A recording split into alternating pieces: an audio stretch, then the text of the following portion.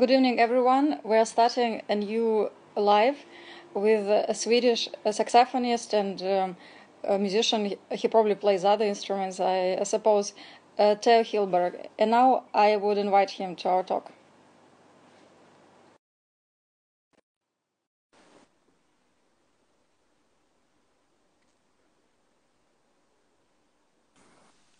Hi. Yeah, god kväll. Hej, god kväll. From Petersburg. Greetings from St. Petersburg. Greetings from Stockholm. Yeah, jag har studerat svenska för 2 år, but I will speak English now, of course. I just wanted to make a first impression. Very impressive. So yes, I guess the first question would be quite obvious. You were born into a family of a composer. So Yes. Can you describe how does the childhood of a composer's son go? And well, I guess music was there from your first years, but why did you also want a career in music? Well, I mean, we went to a lot of concerts as a kid. I got exposed to lots of weird and new music, I guess. And I actually didn't like classical music at all as a kid. Mm-hmm. Maybe I got too much of it or something, I don't know. But then when I was 6, you start school in Sweden when you're 6, and then I started at this music school in Stockholm, where everyone plays an instrument. And then I didn't really want to become a musician at first, but then after like a bit before high school, I thought actually like this is what I want to do. So then I started focusing more on that, and here I am now. Could you describe a Swedish music education for kids? Is it like here in Russia, the state schools that offer education which is free and good?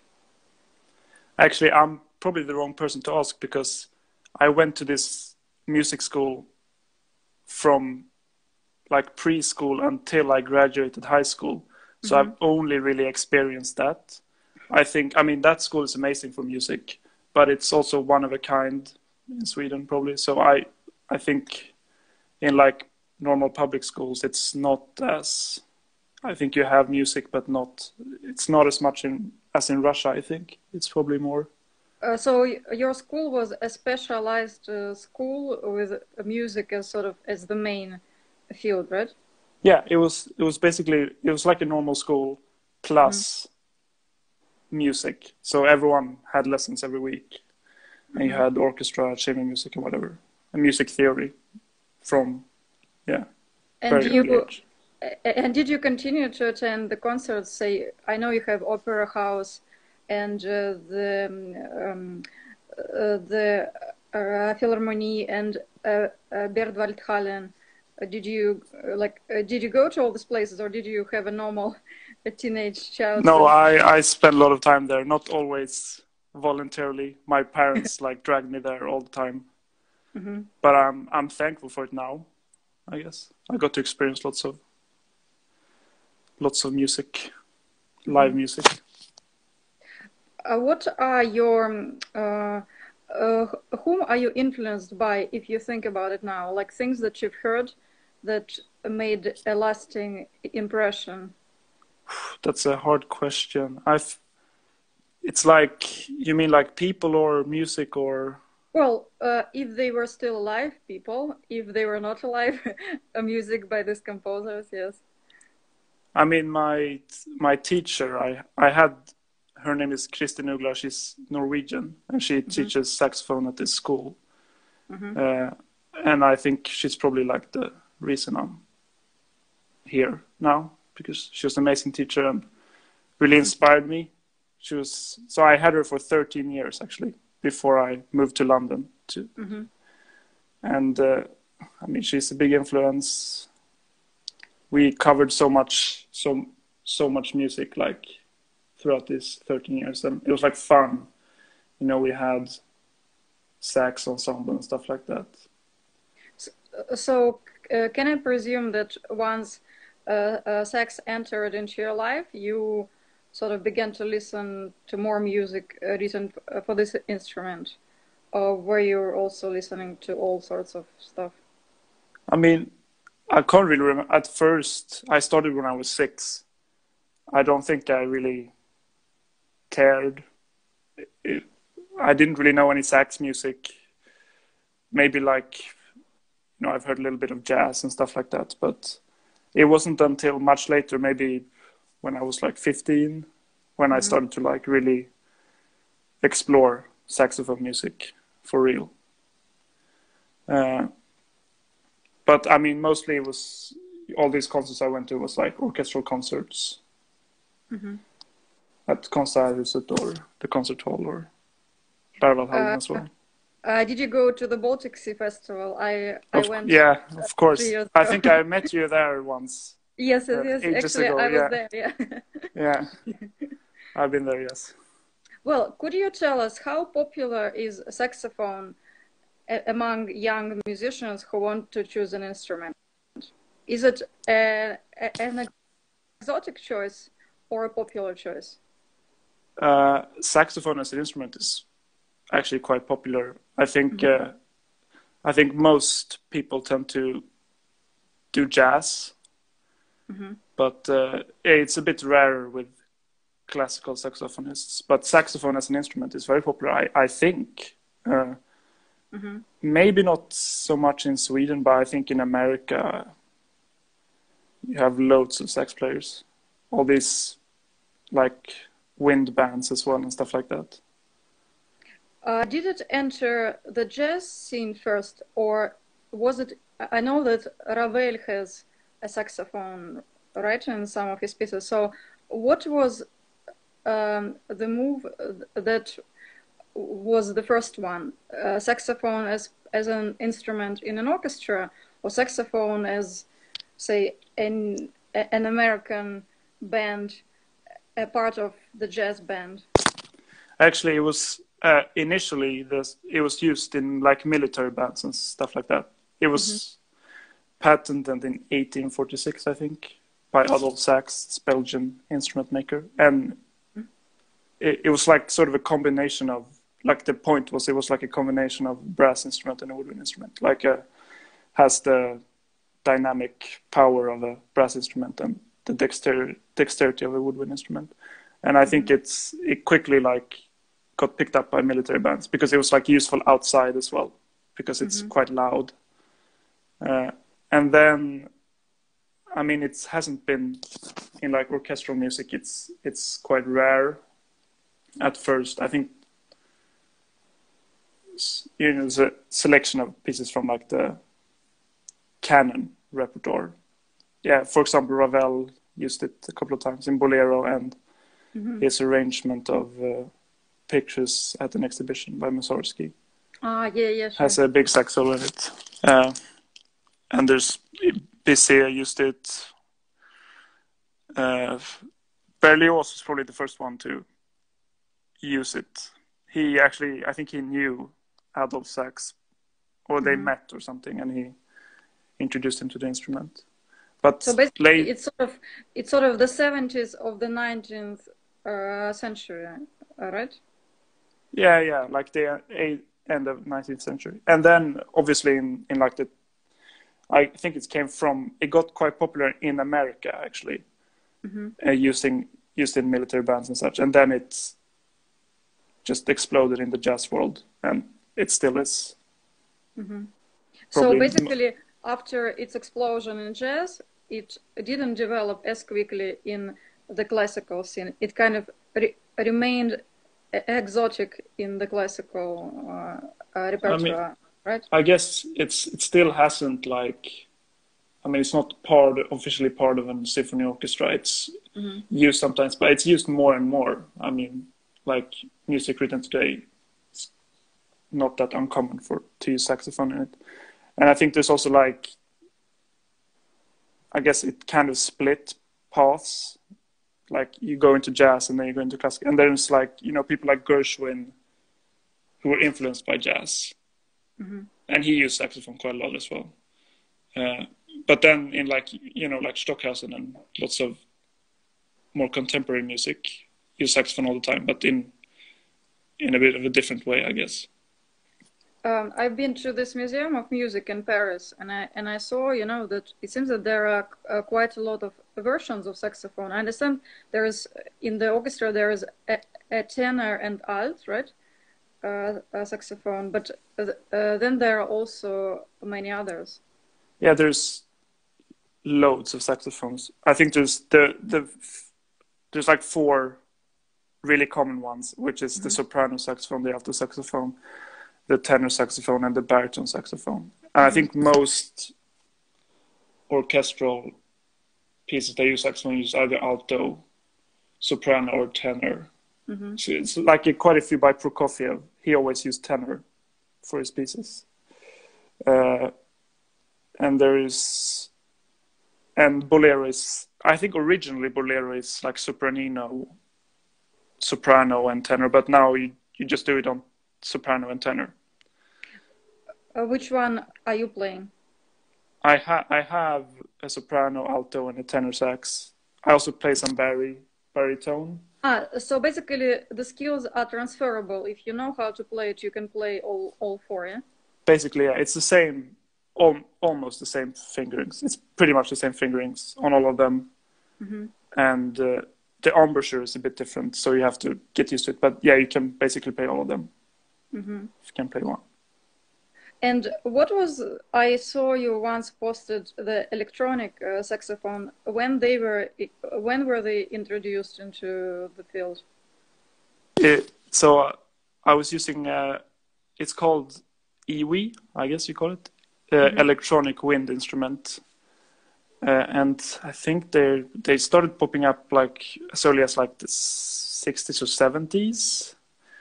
It was initially made by this guy called Niall Steiner, built synthesizers, and the first one was actually like, it was like a brass instrument, like using sort of kind of looked like an electronic trumpet, I guess, and using fingerings for that. But then it got picked up by a saxophonist called Michael Brecker. Was one of the first people who started playing basically the woodwind version of it, which is the one I have today, but a much newer version. And I mean, it's a really fun instrument. It has 8 octave range, which is kind of amazing. So it's a bigger range than a grand piano. And you can do like anything with it because it's a synthesizer. And you have to plug it when you're on stage? Yeah, there's the modern versions, like the latest versions have like built-in sounds. You can use them. I don't use them. I use it as a MIDI controller. So I connect it to another synthesizer and just basically like a keyboard, but you blow into it. Okay. But you can connect it to anything basically. So you can be a marimba even if you wanted, right?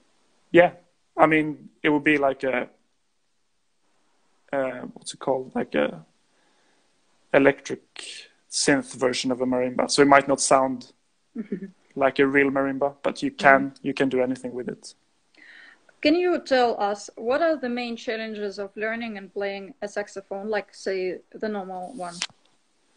I think it's kind of rewarding at first because it's not the hardest instrument to get a sound out of, and the fingerings aren't like that complicated.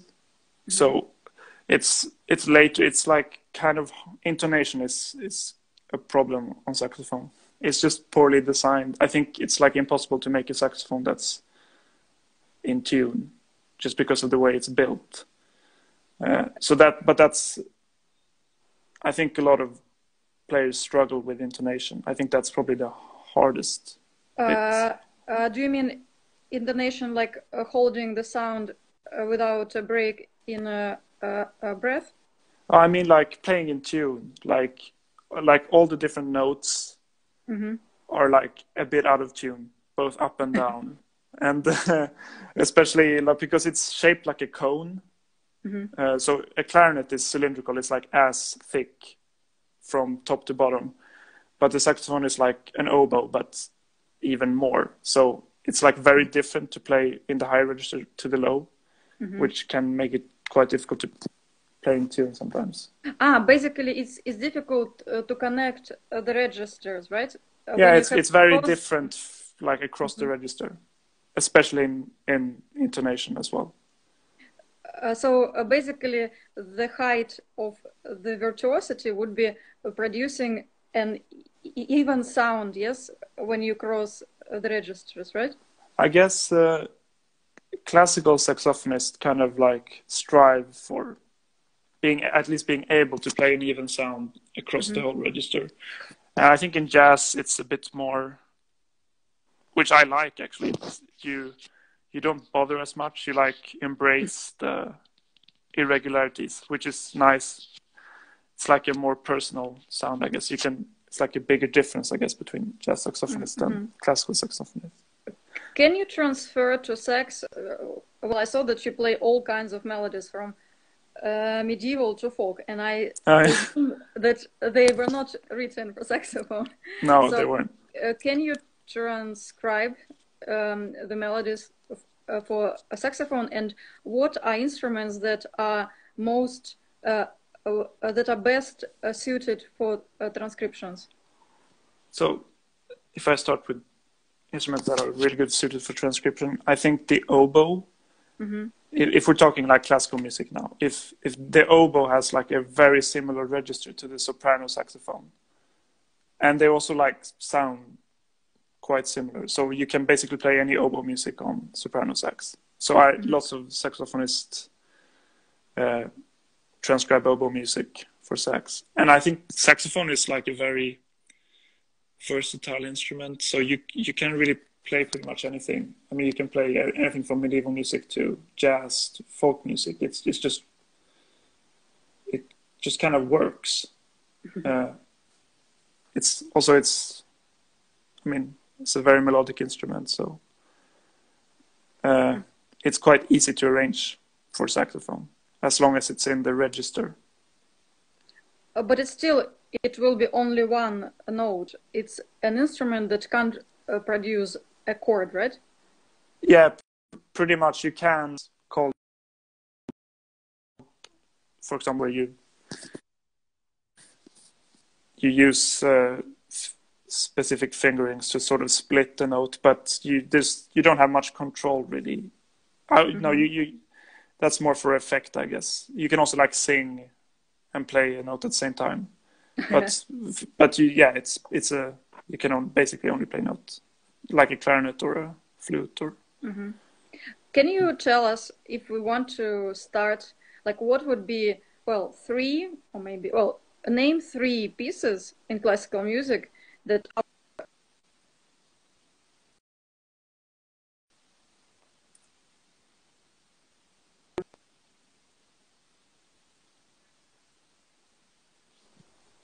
I'm sorry, I lost you there for a second. Can you repeat that? Yes. It said a weak connection. Basically, my question is, name 3 pieces that somebody who is unfamiliar with saxophone and classical music should go and listen to start the acquaintance with the instrument. I mean, there's like some pretty big solos in the. I mean, should we talk classical music or just? Well, as you wish, but sort of that are not very unknown, that are kind of are on the surface of a musical canon, but some people were never aware that the sax was a part of them. Yes, I mean, probably one of the most famous one is from Bolero, the Ravel's Bolero. Has 2 sax solos in it, one for tenor, one for soprano. And then, I mean, the Pictures at an Exhibition as well, which is the Ravel arrangement, which is the one that's played the most, I think, has like an entire movement, which is just a saxophone solo. And then, I mean, you have Rhapsody in Blue and stuff. You don't really have big solos in there, but you hear the sax a lot of the time. Gershwin Rhapsody in Blue and Who, stuff like that. yeah. And in jazz, I mean, there's just a lot. You know, Charlie Parker and Coltrane are probably the most famous ones to start with, but there's just... Who is a modern established composer, well, sort of 20th century, 21st, who is associated with a saxophone the most? Is there somebody who just loves it, who has it as a preferred instrument? I don't know about preferred. I mean, one of the biggest living composers who's written for saxophone is John Adams. He's an American composer. I think his father played saxophone in swing bands and stuff like that. And he's actually written a saxophone concerto. And he's written pieces before that use saxophone a lot. A piece called City Noir, which there's a lot of saxophone. It's basically a saxophone concerto as well, you could almost say. And he's written an opera called Nixon in China, which has a full saxophone quartet in it. So he's probably like the most known composer now who writes for saxophone. And I guess I would say him, probably. Yeah, actually, I've now remembered that Hesa-Pekka Salonen had his first piece, his first big piece was a saxophone concerto, but that wasn't very successful. Yeah, he's written a saxophone concerto, I know that. I don't think he's written anything for sax after that, though. Yeah. So... well, so then after school, why did you decide to go to Britain? What was the logic?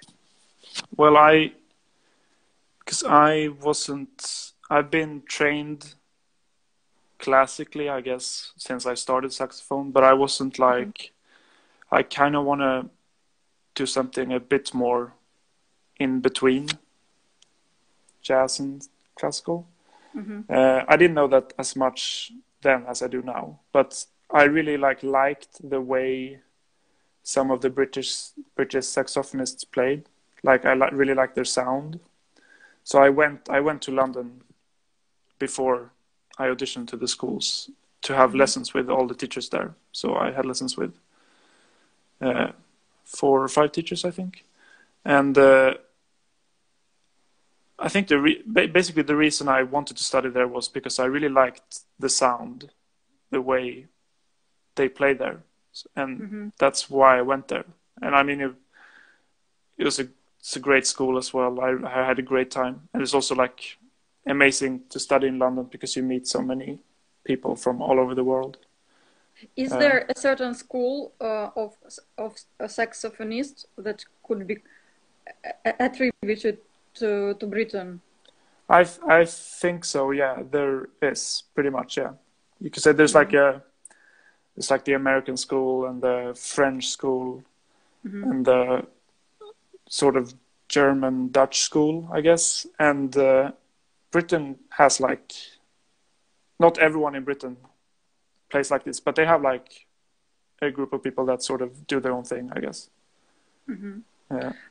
Well, I sort of can visualize how you did it, but I will ask you, how did you explore London's music scene? What were your favorite places, your haunts, as they call it? Which places and which concerts did you visit most during your studies? I think I wasn't as active as I should have been exploring the music scene in London, but I mean, there's like multiple concerts every day at the Royal Academy of Music where I studied. So I mean, I was there a lot because I was practicing there every day. So I went to concerts there. Also, I went quite a lot to like Royal Festival Hall and places like that. So it's like basically the same as I did in Stockholm, like the big concert halls.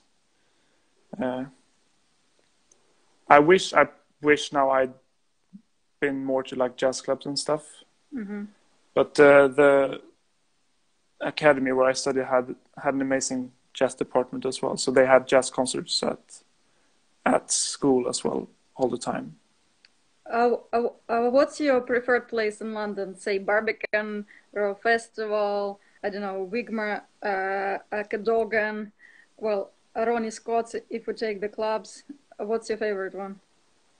I mean, I think I've maybe Royal Festival Hall. I really like South Bank, etc. I've been there the most, probably of all of them.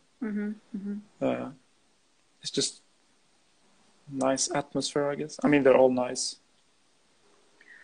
You said that you went to Britain to go into the mix, sort of into the field which is between classical and something else.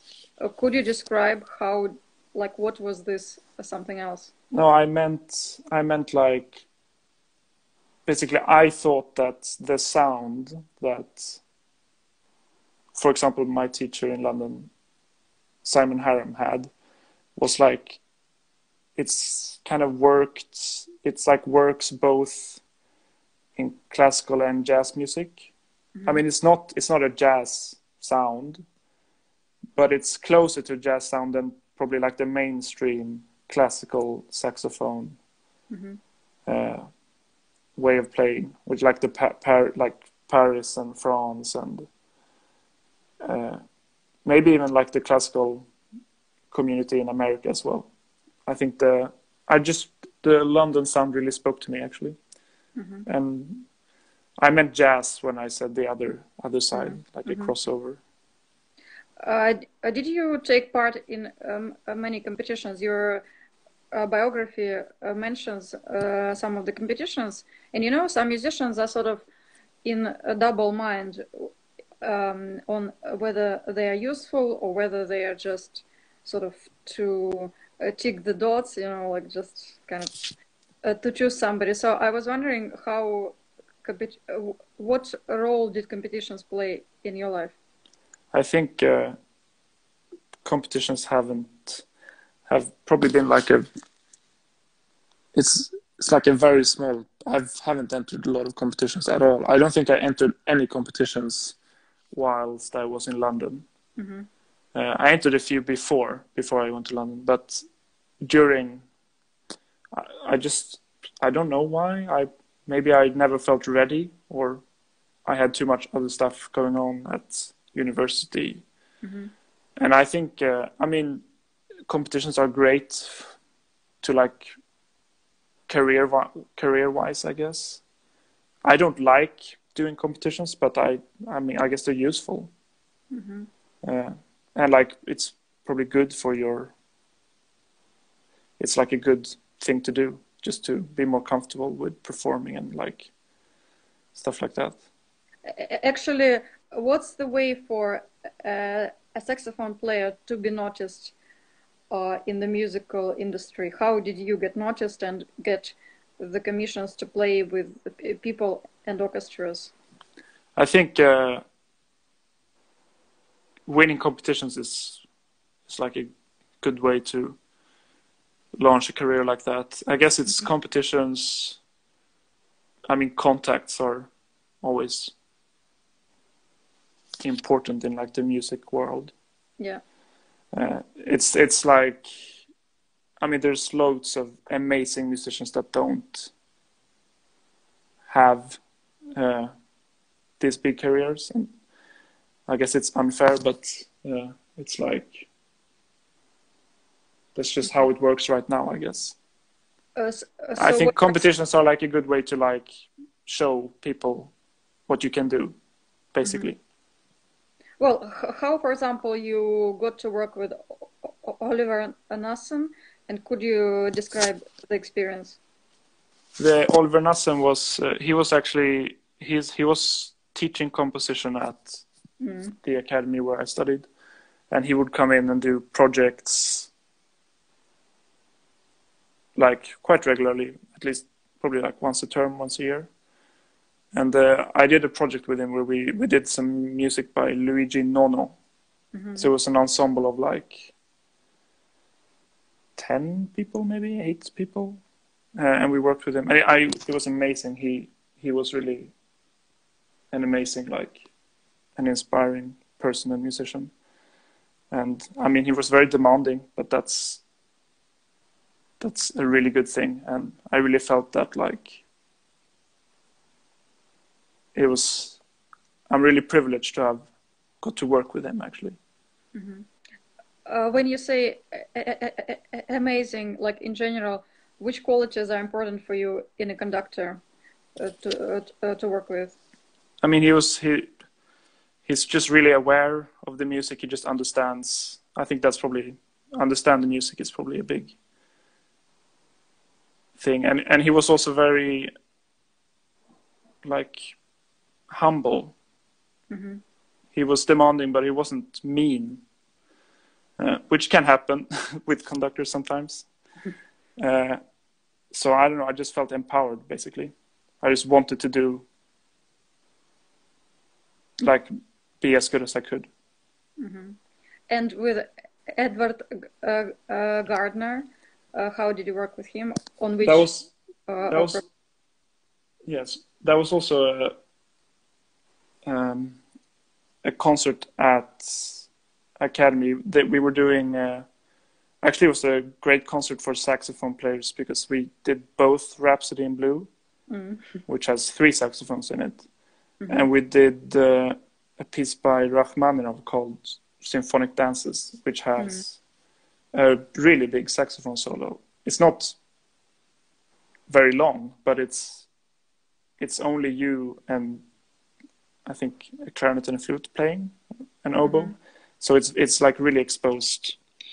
But the annoying thing with that piece is you only play in the first movement. You play, there's like 5 minutes, and then you play the solo, and then you have nothing for 25 minutes or something.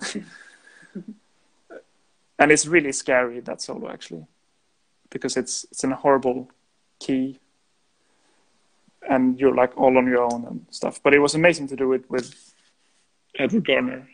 He was just, I don't know, it felt like he was playing. It was really, I was just looking at him and it felt like he was playing. It was really easy to play with him. Well, actually, could you describe because I've never understood this, how a conductor leads you once the solo has started? It seems that he could just relax and let you play it, no? Yeah, I think there's lots of conductors do it differently. Some conductors are really like, they want to control every single like thing you do in a solo. And I guess that has its benefits. And then there are some conductors who just point at you and you do whatever you want. I think at this time, if he was just like, it was like he was dancing and I was just following. I mean, he didn't like bully me to do exactly as he wanted, but it was just very easy to play with him. I felt like he was taking some of the responsibility as well, which was very nice. And what do you appreciate in your partners for chamber ensembles? Do you have somebody you work with on a continuous basis, which qualities do you like in instrumentalists whom you work with? I have a duo with an amazing pianist called Julia Isaksson. She's also Swedish, and she's the only other Swede in my year at Academy. So we studied together for 4 years there. We knew each other a little bit before as well, and we play a lot together.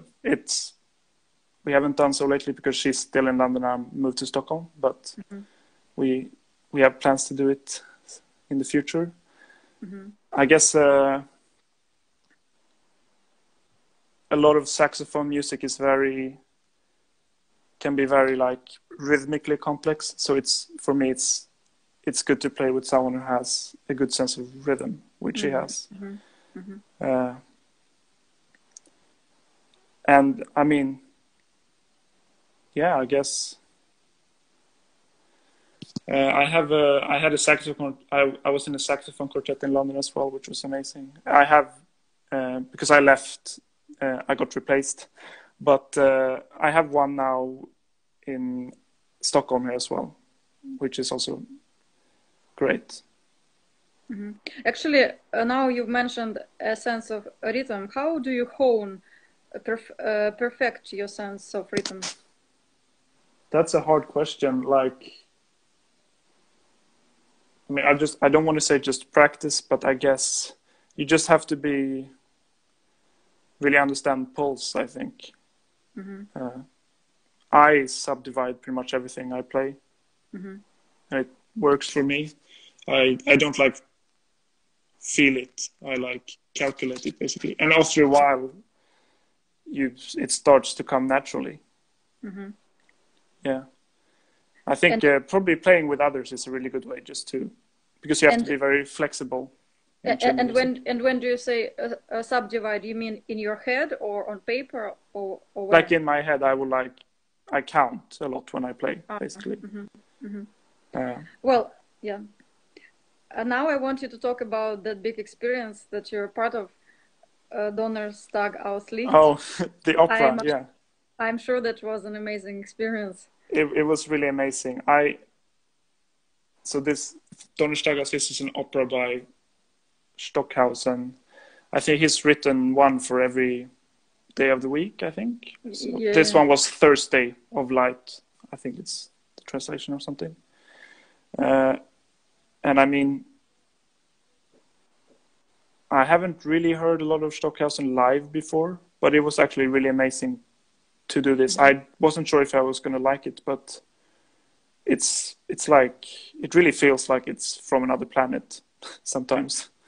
Are you as an instrument, as a sound, are you a personification of some a substance in this opera? Like he actually accounts, he meets the instruments that are sort of the metaphors, the images, like sort of he meets the trumpet, right? So kind of he meets the instruments as sort of as the living instruments. I So think. Oh, sorry. yes. Finish. So were you one of them, or were you sort of the supporting melody? Oh, yeah. So basically, the opera has. If you don't know the opera, it has. I think three characters, maybe I can't remember. Character soloists, Mm-hmm. and each character has one musician, one singer, and one dancer, and they Mm-hmm. all like run around on stage. It's amazing to see. Like, I mean, they do. One of the characters is Lucifer, and he has. There's a trombone player, I think a bass or a baritone, and a dancer. And the trombone player is supposed to like tap dance and play trombone at the same time and stuff like that. It's crazy. And then there's two saxophones. I think we're supposed to be angels, two angels. So we stood on like the balcony on the side. It was Mm-hmm. me and saxophonist called Hannah Corcoran, who was also studying at the academy at the time. And it's only like for one bit, but we're supposed to play. We have to play it from memory as well because we're supposed to stand on stage, and we were on the balcony this time. And Mm-hmm. I guess it's like, so we weren't part of. We didn't have to run around and tap dance and stuff, but it was quite scary actually. Uh, Mm-hmm. yeah. And could you describe the whole process? I think, well, I imagine at South Bank you only can do a semi-staged opera. You can't do the full set design there, right? Yeah, they did. They had, because it's like you need loads of musicians for this opera. It's basically like two orchestras. Mm-hmm. So they had London Sinfonietta and this French company called Les Balcons, I think it's Mm-hmm. called, which is Mm-hmm. they were the one like doing the opera. They done it in France, I think, a bit before as well. And so the soloists were from there. The and so you don't really, there isn't much of a stage. They have like a bit of the stage for the soloists to like walk around and Mm-hmm. dance, and yeah, they didn't have props and stuff, like a little bit, but it wasn't like a staged opera in the opera house. Mm-hmm. Well, are you now sad that you left London? Well, if we forget about the pandemic, why did you decide to continue education in Stockholm but not in London? Uh, I was really sad to leave. It just felt like the smart move to move back to Stockholm. I mean, it's free for once to study in Stockholm if you're part of EU. And I also, I want to live. I think I really want to live in Stockholm. Like I want to be based in Stockholm. So I thought that I should, even though I'm from Stockholm, I've been away for 4 years. So I thought I should like get back into the game, I guess, here. So I decided to do a master's here. What's so special about Stockholm that you wanted to be back? I mean, is it just nostalgia, or musically there's something special that you wanted to be part of? It's probably not musically. It's probably better to be in London musically, I guess, because there's more competition, but there's also much more stuff going on. I just really like Stockholm. I grew up here. It's a beautiful city, and I mean, I can really imagine just living here. You know, I don't think I wanted to live in London permanently. It was great to study there because I lived like 5 minutes away from my university in central London in student accommodation. So, but it's so expensive as well to just be there. Yeah, well, I know I was in Oxford, and that's the second expensive city after London. So you kind of you after your scholarship is over, you just work to earn the money for your room. But yeah, basically. Well, could you tell, well, this master, have you been able to finish it, or is it now online, or what's happening to your studies? So the first is a 2 year master's course, and I think the end of term is like this Friday or something. And the last couple of months, I guess, have been like online. So we had, I think it closed in like March. I can't really remember. And but we've had all the academic courses. We had them online, and then I've had like you can have sax lessons online as well. Like on Zoom. We usually just record some music beforehand, and then send it to our teacher, and then we like talk about it afterwards. We also have like group sax lessons every week where we just listen and discuss music. So we don't actually play live. And I mean, it's really boring because we didn't have any chamber music and stuff like that. So I really hope they can open in August. I think the plan is to open next term, but you don't know what's going to happen. Well, I'm surprised that you are saying it, because Sweden was this exceptional country who decided sort of to have the relaxed rules for quarantine. So I thought you also had your institutions open.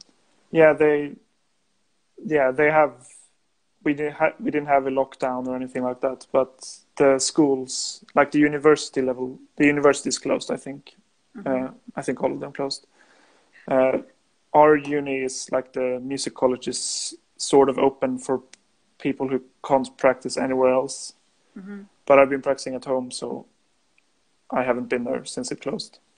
So do you mean it's open for people with big instruments like the bass, for example? Yeah. No, just some people like maybe live in apartments where you're not allowed to practice, and then you're allowed to practice at school. And I guess like a percussionist and stuff like that as well, who don't have the equipment to practice at home. Do you compose? No. No. Is it because your father is a composer, or for I just never. I arrange a lot, like, and transcribe a lot, but I don't compose. I've composed like assignments in school, but not freely. I saw you perform in a piece written by Anders in February, and I wonder whether, knowing that you play the sax, he is more eager now to write pieces that have a sax in the score. Yeah, he he really likes the soprano saxophone actually. Mm-hmm. I don't think he cares much for the other ones, but he really likes the soprano saxophone, and I do too. I understand why. So he's only used that saxophone, but he's used it a few times now. It's just I think it's a really good instrument. It's very melodic, and it's also quite loud. So you don't get overpowered as easily as maybe an oboe, which has quite a similar sound, I guess. But yeah, also he knows my playing as well, so he really lets all of the pieces he's written. I've premiered all the sax pieces, and it's nice. I can really show off my sound, I guess. It's very it's not easy at all. It's just really long notes and long phrases and stuff like that, which is actually really hard on saxophone because you run out of air and stuff like that. Can you do the request to him for showing off especially ask him to put something in the score? No, but he shows me stuff whilst writing, and it's is this possible? Is this possible? Is this comfortable? And stuff like that. And so it's collaborative, I guess. Well, excellent.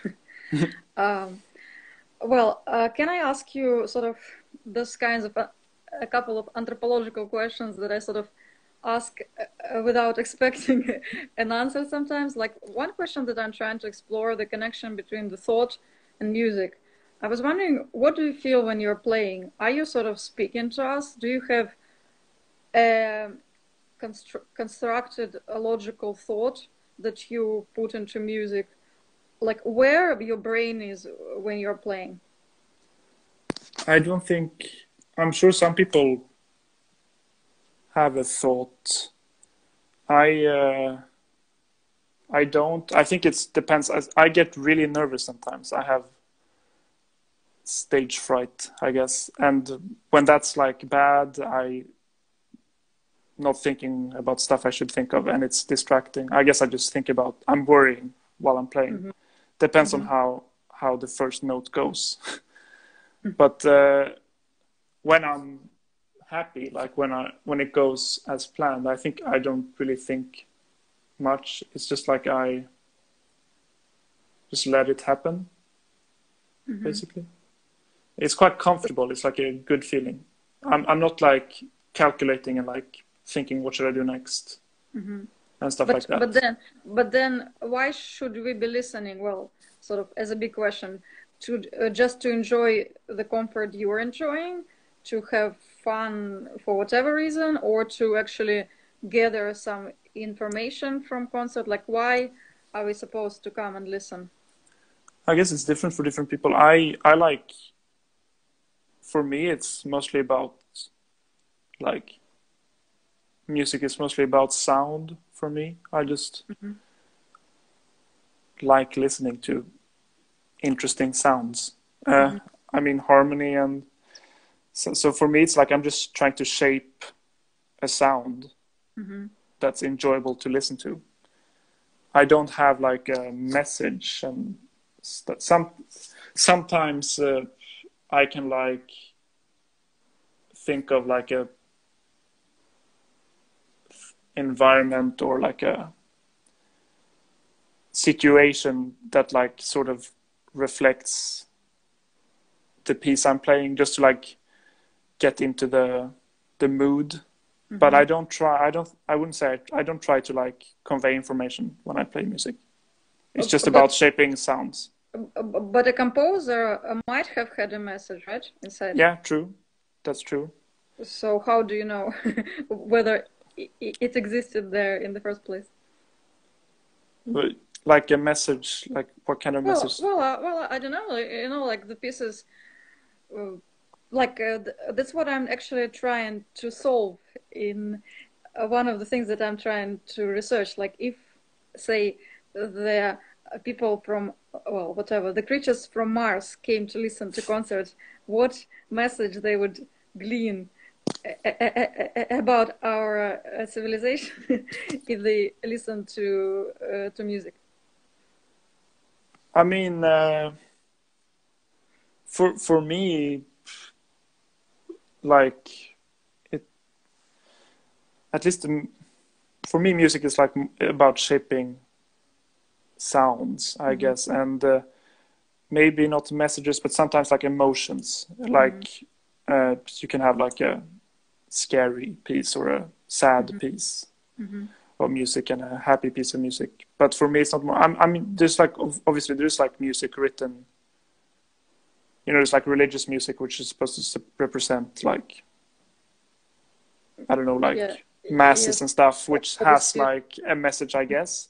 But for me, I just enjoy music by listening to it. I don't even like with, for me, this is just me, but even with when there is song and lyrics and stuff, I tend to not really care that much about the actual lyrics. I just want to hear like the harmonies and the sounds, I guess. That means that you don't like operas as a genre, do you? No, I do like opera, but I can't say I'm like that interested in the words. But I do like opera. I mean, there's like a plot, I guess, in operas, which it's good to follow, but it's mostly about the music for me. Well, now in the remaining 8 minutes, I want you to hypothesize about the world after the pandemic. What do you think? What will happen? Well, it's a hard question, but I'm a bit worried because this is probably going to take, I think it's going to take longer than we hope, because I guess it will keep coming back until we have a vaccine. I'm no expert, but it's probably the worst for like the concert halls, like the big concert halls, because you can't have that many people in one room.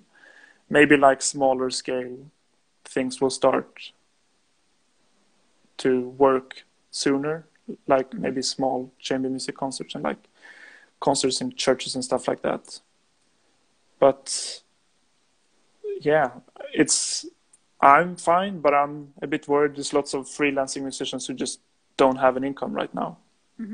And that's like a big problem, I guess.